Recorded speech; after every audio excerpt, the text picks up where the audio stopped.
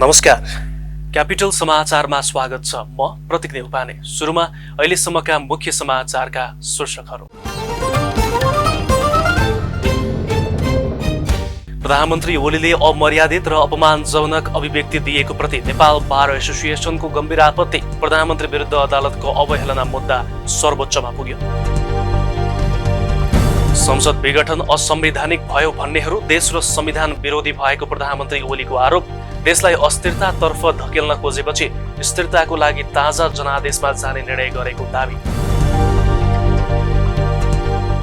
Corona virus विरुद्धको खोप बुधबारदेखि लगाउन सुरु गर्ने सरकारको तयारी। अग्रमोर्चामा खटिएर काम गर्नेहरू प्राथमिकतामा।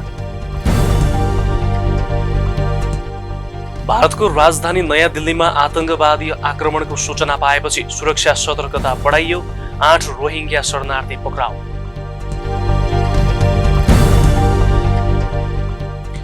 र प्रधानमन्त्री कप क्रिकेटमा लुम्बिनी र बागमती प्रदेशको बराबरी। समूह विजेता बनेको बागमती प्रदेश सेमिफाइनलमा प्रवेश।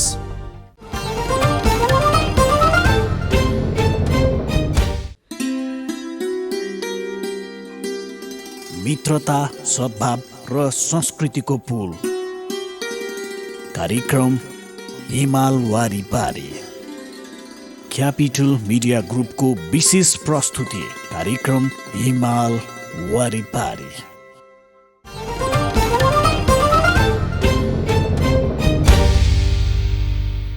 क्यापिटल समाचार अब विस्तारमा। नेपाल बार एसोसिएसनले प्रधानमन्त्री केपी शर्मा ओलीले अमर्यादित तथा अपमानजनक अभिव्यक्ति दिएको भन्दै गम्भीर आपत्ति जनाएको छ। बारका महासचिव अधिवक्ता लीलामणि पौडेलले विज्ञप्ति जारी गर्दै उक्त अभिव्यक्तिप्रति तत्काल सार्वजनिक रूपमा माफी माग्न समेत प्रधानमन्त्रीसँग माग गर्नुभएको छ। गत माघ 9 गते एक कार्यक्रममा केही वकिलहरूले एकजना बाजे वकिललाई लिएर गएछन्। त्यहाँ तमासा हेर्न भनी दिनुभएको अभिव्यक्ति संविधान, कानून र सम्माननीय प्रधानमन्त्री स्वयंको पदीय मर्यादा आचरण अनुकूल नरहेको विज्ञप्तिमा उल्लेख छ। बारले अबका दिनमा यस किसिमका अभिव्यक्ति नदोहोर्याउन चेतावनी दिँदै दोहोर्याएमा सशक्त विरोधका कार्यक्रम गर्न बाध्य हुने बताएको छ। यसअघि आइतबार नै बारका 4 जना पूर्व अध्यक्षले यही विषयमा विज्ञप्ति जारी गरेका थिए। प्रधानमन्त्री केपी शर्मा ओली विरुद्ध अदालतको अवहेलना गरेको भन्दै एक निवेदन सर्वोच्चमा पुगेको छ। वरिष्ठ अधिवक्ता डाक्टर कुमार शर्मा आचार्यले प्रधानमन्त्री जस्तो जिम्मेवार पदाधिकारीले अदालत र इजलासको सम्मान गर्नुपर्ने भए पनि इजलासलाई निन्दा र हास्यको विषय बनाइएको तर्क गर्दै निवेदन लिएर सर्वोच्च पुग्नु भएको हो। रिट निवेदन दर्ता हुने नहुने बारेमा सोमबार 11 बजे जानकारी गराइने जनाइएको छ। प्रधानमन्त्री केपी शर्मा ओलीले संसद विघटनलाई असंवैधानिक भन्नेहरू देश विरोधी भएको बताउनु भएको छ। आइतबार अपाङ्गता भएका व्यक्तिहरूको समस्या र सवालमा अपाङ्गतासँग सम्बन्धित विभिन्न संघ संगठनहरूले प्रधानमन्त्रीसँग गरेको साक्षात्कार कार्यक्रममा बोल्दै प्रधानमन्त्री ओलीले संसद विघटनलाई असंवैधानिक भन्नेहरू संविधान तथा लोकतन्त्रको विरोधी भएको बताउनु भयो। संसद पुनर्स्थापना गर्न चाहनेहरू देशमा अस्तव्यस्तता खडा गरी स्थिरता र स्थायित्व हुन नदिने तथा बहुमतको सरकार तोडेर जोडजाममा सरकार बनाउन खोजेको आरोप समेत प्रधानमन्त्री ओलीको छ। बहुमतको सरकार तोडेर अनि जोडजाम सरकार बनाएर स्थिरताका नाटक गर्ने, संसदमा 5 वर्ष जागिर खान पाउनुपर्छ चुनिएर आएपछि भन्ने। सांसद भनेको जागिर हो, सांसद भनेको जागिर होइन। उनीहरूको तर्क 5 वर्ष जागिर खान पाउनुपर्छ, यो स्थायी जागिर हो। जनताको सेवा गर्नुपर्ने, देशको सेवा गर्नुपर्ने ठाउँमा देशको सेवा नगरेर अरूद्वारा निर्देशित, अरूको इसारामा अरूका लागि काम गर्ने भएपछि स्थिरतालाई भत्काएर अस्थिरतातर्फ मुलुकलाई धकेल्न खोजेपछि स्थिरताको लागि जनतामा ताजा जनादेशका लागि जानु र ताजा संसद कुन कुन सांसदहरूले के कस्तो काम गरेका छन् जनताले मूल्याङ्कन गर्नु पर्यो। संसद 5 वर्ष हुनका लागि सांसदहरूको जागिर नभएकोले सांसदको काम हेरेर जनतालाई पुरस्कृत तथा दण्ड गर्नका लागि ताजा जनादेशमा जानुपर्ने उहाँको भनाइ छ।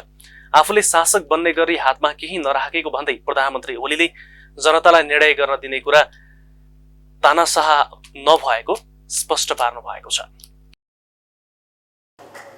मैले फैसला गर्छु, मै शासक हुन्छु, मै रहन्छु, जोड जाम जोड घटाउ गरेर जाल जेल षड्यन्त्र गरेर किनबेच र तिगडम गरेर मै शासनमा रहन्छु भनेको छैन।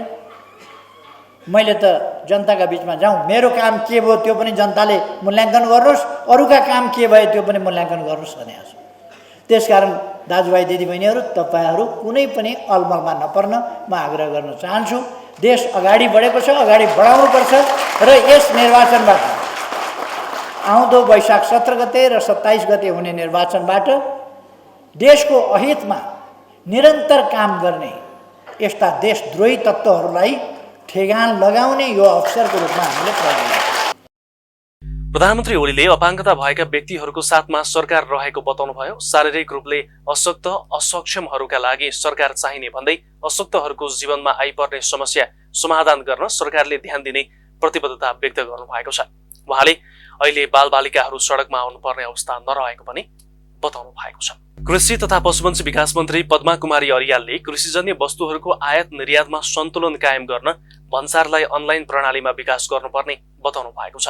कृषि तथा खाद्य पदार्थ आयात गर्दा आवश्यक पर्ने अनुमति, लाइसेन्स र अन्य प्रक्रिया सम्बन्धमा प्लान्ट क्वारेन्टाइन तथा विषादी व्यवस्थापन केन्द्र एवं पशु सेवा विभाग र खाद्य प्रविधि तथा गुण नियन्त्रण विभाग बीच अनलाइन प्रणाली सञ्चालन गर्ने सम्बन्धमा सम्झौता गर्न आइतबार मन्त्रालयमा आयोजना भएको कार्यक्रममा मन्त्री अर्यालले प्रविधिको विकास गरी आयात निर्यातलाई सन्तुलित पार्नुपर्ने बताउनु भएको हो।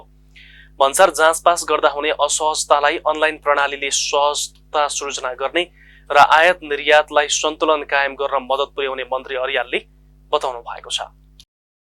जुन खालको यो भन्सार जाँचपास गर्दा हुने खालका असहजताहरू छन्, यसले सहजता सिर्जना गर्ने, व्यापारमा यसले सहजता सिर्जना गर्दै अनि हाम्रो जुन खालको असन्तुलन, व्यापारिक क्षेत्रको असन्तुलन हो, यो विधिबाट यो सहजताले हाम्रो सन्तुलन कायम गर्ने, व्यापारमा सन्तुलन कायम गर्ने कुरामा पनि यो विधिले महत्त्वपूर्ण भूमिका खेल्छ र खेल्न पर्छ। हामीले त्यसरी प्रयोग गर्नुपर्छ भन्ने मलाई लागेको छ। मन्त्रालयका निकायहरू र भन्सार विभाग बीच भएको सम्झौताले आयात निर्यात प्रक्रिया अनलाइन प्रविधिको कार्यान्वयनको चरणमा प्रवेश भएको मन्त्री अर्यालको भनाइ छ। यो प्रणाली लागू भएपछि निकासी पैठारीमा समय र लागत कम पर्ने, पैठारीकर्ता भौतिक रूपमा उपस्थित हुन नपर्ने, सिफारिस पत्रका साथ भन्सार बिन्दुमा पुग्नुपर्ने झन्झटको अन्त्य हुने, निर्णय प्रक्रिया द्रुत हुने, काम कारबाही पारदर्शी हुने र शुल्क समेत न्यून हुने भएकाले आयात निर्यातमा सहजीकरण हुने विश्वास गरिएको छ। खानेपानी मन्त्री मणिचन्द्र थापाले मेलम्ची खानेपानी आयोजना अन्तर्गत सुन्दरी जल क्षेत्रको सुरुङ मार्गको अवलोकन गर्नुभएको छ। मन्त्री थापाले आइतबार मेलम्ची खानेपानी आयोजना अन्तर्गतको सुन्दरी जल क्षेत्रमा निर्माणाधीन भौतिक संरचना र सुरुङ मार्गको अवलोकन गर्नुभएको हो। अवलोकन गर्दै मन्त्री थापाले सुरुङ मार्गको काम सन्तोषजनक भएको प्रतिक्रिया दिनुभयो। अवलोकनपछि पत्रकारहरूसँग कुराकानी गर्दै मन्त्री थापाले सुरुङ निर्माणको काम प्राविधिक रूपले सफलतातर्फ गइरहेको अनुभूति भएको बताउनु भएको छ। मन्त्रालय लेभलबाट त हाम्रो कुराकानी भइ नै रहेछ र यो 2 दिनको बीचबाट जो कामहरू यहाँ भइरहेछ त्यो चाहिँ सन्तोषजनक तरिकाले काम भएको चाहिँ मलाई अनुभूति भयो। मलाई लाग्छ अब यो कामको रिजल्टतिर चाहिँ यो कामको रिजल्टतिर छ र टेक्निकल्ली चाहिँ प्राविधिक रूपले चाहिँ एउटा सफलतातिर गइरहेको जस्तो मलाई अनुभूति भयो। मेलम्ची खानेपानी विकास समितिका कार्यकारी निर्देशक तिरेश प्रसाद खत्रीले सुरुङको काम सम्पन्न भइसकेको भए पनि परीक्षण अघि विज्ञ समूहलाई निरीक्षण गराएको बताउनु भएको छ। विज्ञ समूहको सुझावको आधारमा सुरुङको दिगोपनाको लागि केही सुधार गर्नुपर्ने भएकाले हाल सुधारका कामहरू भइराखेको उहाँको भनाइ छ। सुरुङको लगायत हाइड्रोक्सको जुन सिनो हाइड्रो निर्माण व्यवसायीसँग भएको सम्झौता अनुसार काम लगभग सम्पन्न भइसकेको छ र सुरुङको हकमा उसको स्कोप अनुसार अथवा उसको निर्माण सम्झौता अनुसार सम्पूर्ण काम सम्पन्न भइसकेको छ। बीचमा हामीले विज्ञ समूहद्वारा यसको निरीक्षण गराएका थियौँ। यसमा परीक्षण अगाडि यो टेस्टिङ फिलिङ गर्नुभन्दा अगाडि चाहिँ केही चाहिँ कमी कमजोरी छन् कि त्यसमा केही सच्याउनु पर्ने सुधारका स्पेसहरू छन् कि भन्नेको लागि एउटा जर्मन स्वतन्त्र विज्ञ समूह जर्मन फिसनर कम्पनी आएको थियो र त्यसले केही सुधारका कामहरू गर्नुपर्छ भनेको थियो। त्यो अहिलेको लागि होइन, यसको यो सुरुङको सेफ्टीको लागि, यसको दिगोपनको लागि, यसको सस्टेनेबिलिटीको लागि, यसको मर्मत सम्भार सञ्चालन, किनकि यो 100 वर्षसम्म चलिराख्ने भयो भने पछिको लागि चाहिँ केही चाहिँ फिलिङ गर्नुभन्दा अगाडि अथवा परीक्षण गर्नुभन्दा अगाडि चाहिँ केही सुधार कामहरू चाहिँ गर्नुपर्छ भन्ने। सुरुङमा थालिएको सुधारको काम 3 हप्तामा सकेर फागुन पहिलो साताबाट पानी पठाई परीक्षणको काम सुरु गर्ने लक्ष्य रहेको छ। क्यापिटल समाचारमा अब पालो विश्रामको। Capital Connection. Connecting worldwide.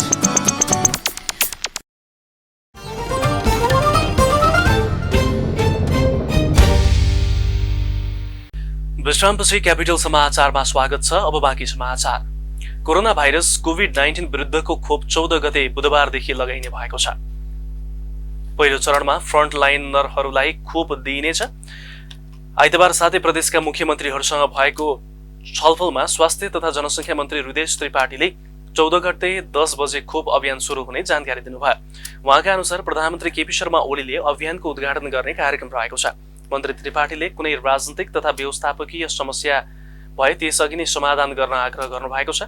Bharat सरकारले हालै मात्र 10 लाख डोज कोरोना खोप कोभिसिल्ड नेपाललाई अनुदानमा उपलब्ध गराएको छ। त्यही खोप प्रदेशमा पठाइँदैछ। नेपालमा पछिल्लो 24 घण्टामा 270 जनामा कोरोना भाइरसको संक्रमण पुष्टि भएको छ। यो सँगै नेपालमा कुल कोरोना संक्रमितको संख्या 2,69,450 पुगेको छ। स्वास्थ्य तथा जनसङ्ख्या मन्त्रालयका अनुसार पछिल्लो 24 घण्टामा नेपालमा कोरोना भाइरसका कारण थप 7 जनाको मृत्यु भएको छ। यससँगै नेपालमा कोरोनाबाट मृत्यु हुनेको कुल संख्या 2001 पुगेको छ। नेपालमा पछिल्लो 24 घण्टामा कोरोना संक्रमण मुक्त हुनेको संख्या 403 रहेको छ। यससँगै नेपालमा कोरोना संक्रमण मुक्त हुनेको संख्या 2,64,137 पुगेको छ।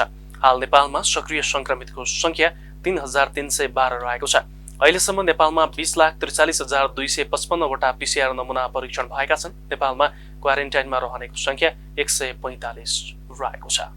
नेपालमा कोभिड-19 अर्थात् कोरोना संक्रमणको दर बिस्तारै घटेर गएको छ। कोरोना संक्रमणको उच्च जोखिमकै बीच मानिसहरू सामान्य दैनिकीमा फर्किरहेका छन्। तर कोरोनाले पछिल्लो 10 महिनाको बीचमा जे जस्तो मानसिक तथा शारीरिक तनाव सृजना गरेको छ यसको कुनै लेखाजोखा छैन। यसमा अझ अपाङ्गता भएका व्यक्तिहरू बढी प्रभावित बनेका छन्।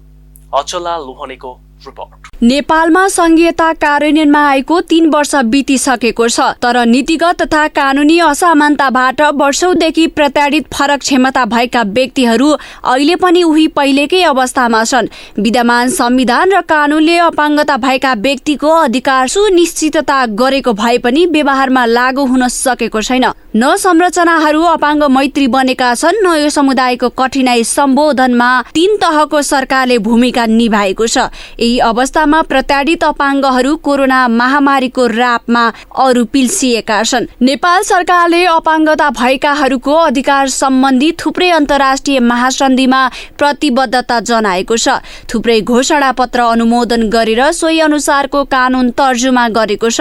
तर यस्तो महामारीको समयमा समेत सरकारले यो समुदायको पीडा सम्बोधनको लागि चासो नदिएको उनीहरूको अनुभव छ। अब भौतिक संरचनाको कुरा गर्ने हो भने त अहिलेसम्म योभन्दा ठुलो त समस्या छैन। हामीसँग जहाँ गए पनि सबैभन्दा ठुलो समस्या भनेको भौतिक संरचना हो। हामी अपाङ्गता छँदैछौँ होइन, त्यो भएर ठुलो कुरा भएन कि हामीलाई मेन समस्या चाहिँ के भने संरचनै चाहिँ अपाङ्गता छ कि जहाँ चाहिँ अब हामी आफै नै एसेस छैनौँ भनेपछि त अब त्यसमा के कुरा त्यो सबैभन्दा ठुलो समस्या नै हाम्रो भौतिक संरचना छ। अहिले कोरोनाको कारणले आम मानिसको दैनिकी फेरिएको छ।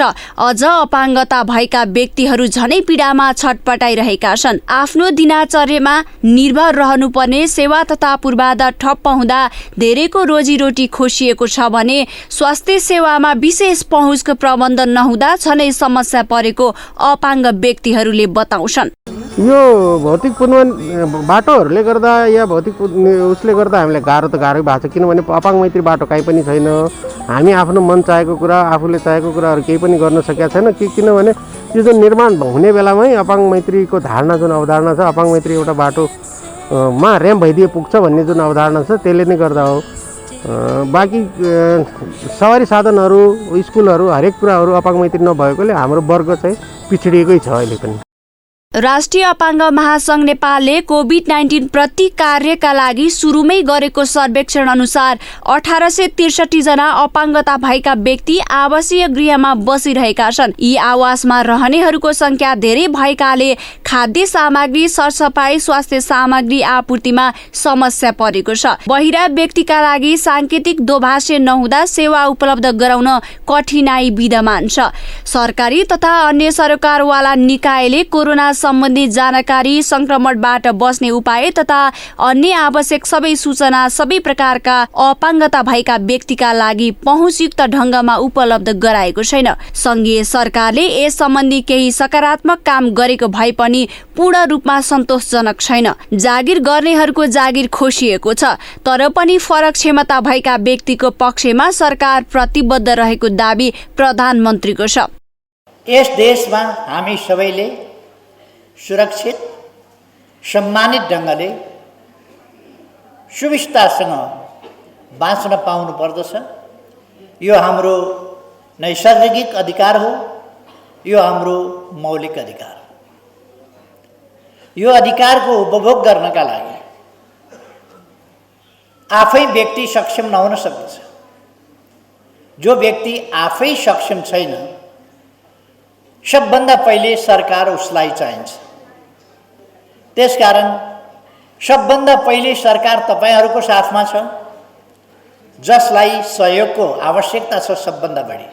तपाईहरूको साथमा सरकार छ भन्नुको अर्थ तपाईहरूका विभिन्न समस्याहरू, जीवनका लागिका समस्याहरू, ती सबै समस्याहरूको समाधान कसरी गर्ने यस सम्बन्धमा सरकारले सोच्नै पर्छ।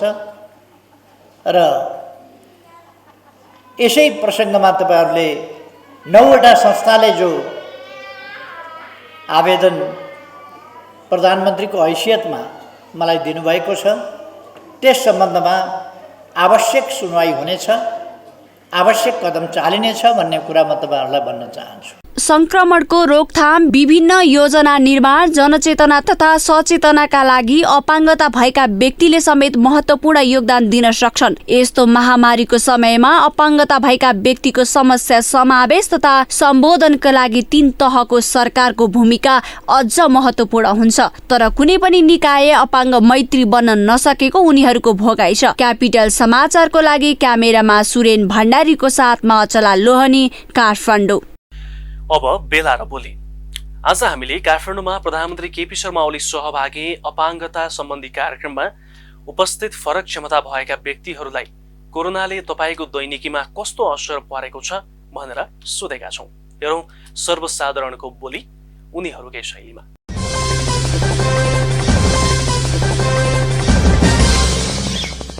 हजुर, कोरोनाले त सबैलाई नै असर पारेको छ। त्यसमाथि हामी जस्तो अपाङ्गता भएका व्यक्तिहरूलाई चाहिँ अझ त्यसै पनि असर यसको धेरै नै छ। अब कोरोनाले लकडाउन भएदेखि हामीलाई एकदम अलिक धेरै नै असर परेको छ हामीलाई चाहिँ, होइन। अब किन भन्दाखेरि एक त कोरोना भन्दा अलिकति विशेष अब त्यस्तै खालको रोग भनेर आयो। दोस्रोमा फेरि अब हामी अपाङ्गता भएको व्यक्तिहरूको लागि चाहिँ अलिकति कमजोर हुने, होइन, स्वास्थ्यमा अलिकति रोगसँग अलिक चाँडो सङ्क्रमण हुने भन्ने डरले पनि एउटा चाहिँ अरूभन्दा पनि मनोवैज्ञानिक असर चाहिँ हामीलाई धेरै पऱ्यो। जस्तै कोही नयाँ मान्छे आउँदा भेट्नलाई अलिकति टेन्सन हुने भन्ने समस्याहरू थियो। अब त्यस सँगसँगै अब रोजगारीदेखि लिएर होइन अरू धेरै चिजहरूमा हामीलाई असर गरेको छ। अहिले काम गरिराख्ने ठाउँहरू, अफिसहरूमा कामको उसले सिलसिलाले गर्दाखेरि कतिको जागिर गएको छ, होइन। अब हामीले पनि तपाईँको चाहिँ अब एउटा अनलाइनको काम गरिरहेको थियौँ। कुनै कुनै कम्पनीहरू नै अब गएर उनीहरू भनौँ डाउन भएर अब हामीले काम छोड्नु पऱ्यो, त्यहाँ काम गर्न पाइएन। अब स्पेसल्ली अब हामीले काम गर्ने भन्दा त त्यस्तै नै थियो, अनलाइनको या घरमै बसेर बढी काम गर्ने थियो। त्यो कामहरू नै डाउन भए पछाडि त अहिले चाहिँ झन् हामीलाई बढी असर गरेको छ यो कोरोनाले, लकडाउनले भनौँ न, यिनीहरूले असर गरेको छ। अब धेरै असर छ, स्वास्थ्यमा असर छ, अब शारीरिक रूपमा, मानसिक रूपमा, सामाजिक रूपमा निक्लिँदा पनि अब यसलाई चाहिँ अलिकति चाँडो कोरोना लगाइहाल्छ कि यसलाई चाहिँ कोरोना लगाइहालेछ कि भन्ने टाइपले यस्तो खालको चाहिँ जस मनोवैज्ञानिक असरहरू हामीलाई अलि धेरै नै पर्यो। कोरोनाले गर्दा सबभन्दा पहिला त आम जनमानसलाई पनि गाह्रै पऱ्यो। त्यसमा पनि हामी अपाङ्गता भएको व्यक्तिहरूलाई त अरू सवारी साधनहरू बाहिर घरबाटै बाहिर निस्किनलाई गाह्रो, डेरामा बस्नलाई चाहिँ घरपेटीले पनि बाहिर ननिस्किनुहोस्, बाहिर निस्किसकेपछि फेरि भित्र आउनलाई पनि तपाईँलाई पनि गाह्रो हुन्छ भनेर उहाँले नै रेस्ट्रिक्सन लगाइदिनु भएको थियो। धेरै जस्तोले सहयोग पनि गरेको थियो र आफ्नो दैनिक क्रियाकलाप गर्न साह्रै नै गाह्रो भएको थियो कोरोनाले। आम जनमानसभन्दा पनि हामी अपाङ्गता भएको व्यक्तिहरूलाई एकदम पीडा नै भएको थियो।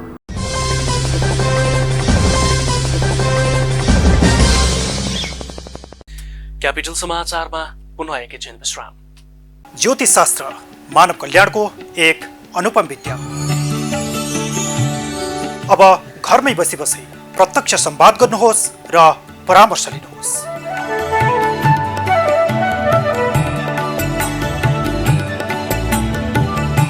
युवा ज्योतिष सुदीप गेवालीजीका साथमा प्रस्तुत छ ज्योतिष समय, यानी सम्पूर्ण ज्योतिषीय समाधान।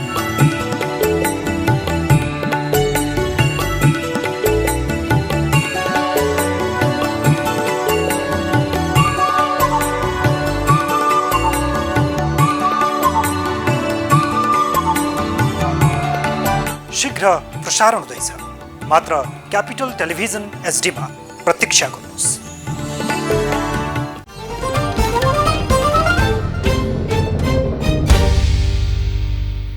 विश्रामपछि क्यापिटल समाचारमा पुनः स्वागत छ। अब पालो आर्थिक समाचारको। नेपाली बजारमा आइतबार सुनको मूल्य सामान्य घटेको छ। साताको पहिलो दिन आइतबार सुनको मूल्य तोलामा 92,600 रुपियाँमा कारोबार भएको छ। नेपाल सुनचाँदी व्यवसायी महासंघका अनुसार सुनको आइतबारको भाउ शुक्रबारको भन्दा 300 रुपियाँले सस्तो हो। चाँदीको मूल्य भने आइतबार स्थिर छ। चाँदी तोलामा 1260 रुपियाँमा कारोबार भएको महासंघले जनाएको छ। ठूला कम्पनीको शेयर मूल्य उच्च रूपले बढ्दा शेयर बजार परिसूचकमा आइतबार पनि उछाल आएको छ। विशेष गरी नेपाल टेलिकमको शेयर मूल्यमा उच्च वृद्धि हुँदा आइतबार शेयर बजार परिसूचक नेप्से 50 अङ्कले बढेको छ। नेप्से 50.21 अङ्कले वृद्धि भई 2424.84 अङ्कमा पुगेको हो। यो दिन कुल 9 अर्ब 37 करोडको कारोबार भएको थियो। यो दिन टेलिकम रहेको अन्य समूह 5.69% बढेका छन्। माइक्रो फाइनान्स र हाइड्रो पावर समूह पनि 2% भन्दा माथि वृद्धि देखिएको छ। व्यापार मूलक बाहेक अरू सबै समूहको मूल्यमा वृद्धि देखिएको छ। आइतबार एकै दिन बजार पुँजीकरणमा 68 अर्बको वृद्धि हुँदा नेपाल टेलिकमको पुँजीकरण मात्रै 8 अर्बले बढेर 2 खर्ब रुपियाँ नागेको छ। आइतबार कारोबार भएका 176 कम्पनी मध्ये 119 कम्पनीको मूल्य बढेको छ। आइतबारको अन्तिम कारोबारका आधारमा बजार पुँजीकरण 32 खर्ब 66 अर्ब पुगेको छ। अब पालो अन्तर्राष्ट्रिय समाचारको।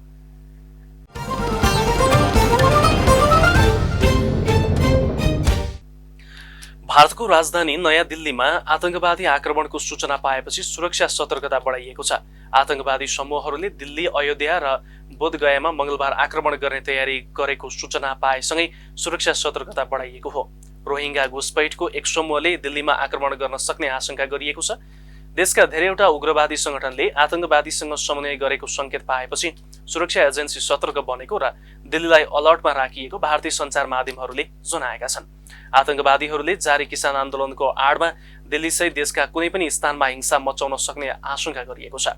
यसैबीच आतंकवादी आक्रमणको सूचनाका आधारमा दिल्लीबाट 8 रोहिंग्यालाई प्रहरीले नियन्त्रणमा लिएको छ। अब पालो खेल समाचारको।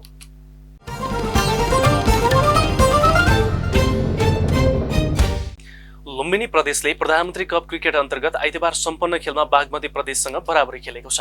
मुलपानी स्थित क्रिकेट मैदानमा भएको खेलमा 221 रनको लक्ष्यपछि आएको लुम्बिनीले 12 बल बाँकी रहँदा सम्पूर्ण विकेट गुमाएर 220 रन बनाएपछि खेल बराबरी भएको हो। त्यसअघि टस जितेर पहिले ब्याटिङ गरेको बागमतीले पूरा ओभर खेल्दै 9 विकेटको क्षतिमा 220 रन बनाएको थियो। बागमतीका लागि आदिल खानले सर्वाधिक 55 रनको अर्धशतकीय इनिङ्स खेले भने ईशान पाण्डेले 51 रन जोडे। बलिङतर्फ लुम्बिनीका लागि दिपेन्द्र रावतले पनि 3 विकेट गिराए भने कृष्ण कार्की र सन्दीप सुनारले समान 2 विकेट लिए। जवाफी ब्याटिङमा आएको लुम्बिनीका प्रकाश केसी र कृष्ण कार्कीले समान 41 रन बनाएका थिए। आइतबारको खेलमा बराबरी भएसँगै समूह विजेता बन्दै बागमती प्रदेश सेमी फाइनलमा प्रवेश गरेको छ। अङ्क तालिकामा शीर्ष स्थानमा रहेको बागमती सेमी फाइनलमा पुगेको हो। यो सँगै हामी क्यापिटल समाचारको अन्त्यमा छौं। अन्त्यमा मुख्य समाचारका शीर्षकहरू फेरि एकपटक। प्रधानमन्त्री ओलीले अमर्यादित र अपमानजनक अभिव्यक्ति दिएको प्रति नेपाल बार एसोसिएसनको गम्भीर आपत्ति। प्रधानमन्त्री विरुद्ध अदालतको अवहेलना मुद्दा सर्वोच्चमा पुग्यो। संसद विघटन असंवैधानिक भयो भन्नेहरू देश र संविधान विरोधी भएको प्रधानमन्त्री ओलीको आरोप। देशलाई अस्थिरतातर्फ धकेल्न खोजेपछि स्थिरताको लागि ताजा जनादेशमा जाने निर्णय गरेको दावी। कोरोना भाइरस विरुद्धको खोप बुधबारदेखि लगाउन सुरु गर्ने सरकारको तयारी। अग्र मोर्चामा खटिएर काम गर्नेहरू प्राथमिकतामा। भारतको राजधानी नयाँ दिल्लीमा आतंकवादी आक्रमणको सूचना पाएपछि सुरक्षा सतर्कता बढाइयो। 8 रोहिंग्या शरणार्थी पक्राउ।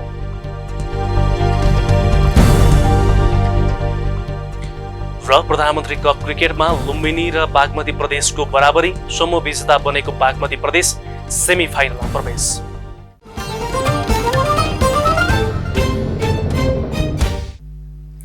हौस् त क्यापिटल समाचार अहिलेलाई सकियो। सूचना, मनोरञ्जन र ताजा समाचारका लागि क्यापिटल टिभी हेर्दै गर्नुहोला। नमस्कार।